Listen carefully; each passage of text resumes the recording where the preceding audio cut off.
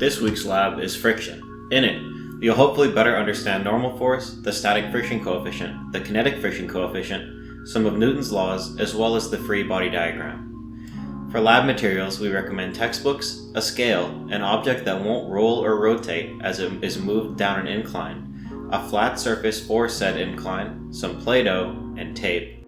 Before you start, make sure to familiarize yourself with how to prepare the meter stick, mount the smartphone, and the tracker software. As always, you'll want to set up your smartphone for taking videos as well as prepare your meter stick to help us later down the line. To start the lab, use tape to secure one end of the board to the table. We don't want it to unintentionally slide during the experiment. Next, use textbooks to prop up your flat surface. You can adjust the angle by sliding the book back and forth. In our setup, we want to make sure there is as little space as possible with the side of our taped ruler and the side of our flat surface. When we tape the surface down, it's important to prevent the board from shifting during the experiment. The more stable it is, the better. Now, we're going to raise the other side of the board and hold it at that angle. In this case, we use a textbook. To make a steeper angle, we can simply add more books, or slide the book back and forth.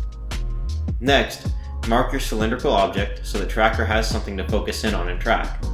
Then, we'll start performing trials to calculate normal force, the static friction coefficient, and the kinetic friction coefficient, in that order.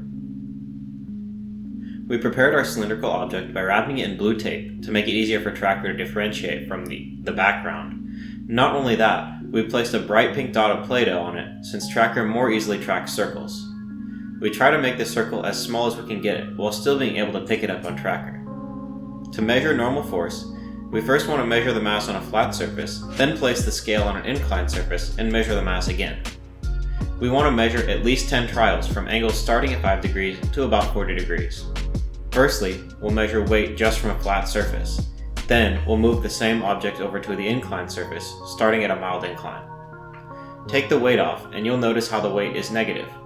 You'll want to tear the balance, then place the weight back on. Adjust the angle gradually, and notice what happens to the weight shown on the scale. Keep doing this until we hit around 40 degrees, or if it looks something like this. For the static friction coefficients, you'll simply adjust the angle of the board until the object starts sliding and measure the angle. In our demo, we tried our best to keep the pink dot facing the phone. We want to get the angle the object starts to slide down the board, so we slowed our incline to stop the moment the object slides down. Not only will we have a video of the sliding, but we can also go ahead and measure the length of the inclined plane, as well as the distance from the top of the inclined plane to the table. This way, we can figure out the angle of the inclined plane by using trigonometry. For the kinetic friction coefficients, we'll start by adjusting the angle so that when you place the object on the board, it immediately starts sliding. You'll measure that angle and try out several angles.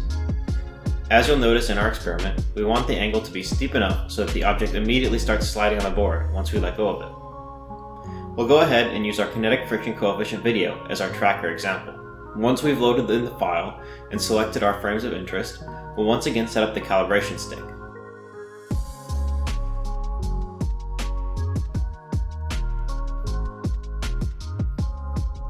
But this time around, we need to rotate the coordinate system to match the edge of the surface as seen here. Find the edge of your flat surface and click hold on the little notch to rotate. We can fine-tune the angle by manually inputting an angle as seen here. Next is creating the point mass and setting up auto tracker.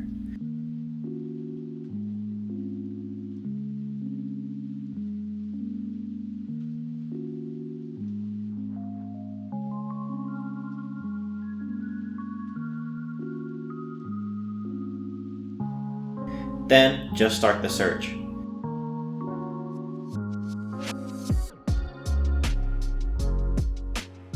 When we're satisfied, we can stop the search and change the column data. Notice the change in Y is very small since we rotated the coordinate system, so our motion is practically only on the x-axis. Now we go to File, Export, Data File, then hit Save As.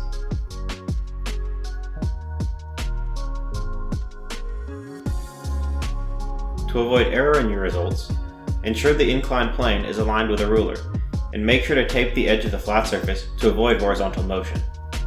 Also be sure to measure the length of the plane, table, and radius of the face of the rotating object. In video analysis, make sure the marking on the object is facing the mounted phone and try your best to avoid a busy background on your video. That's all for this week. Good luck with the lab, and if you have any questions, ask your TA or professor.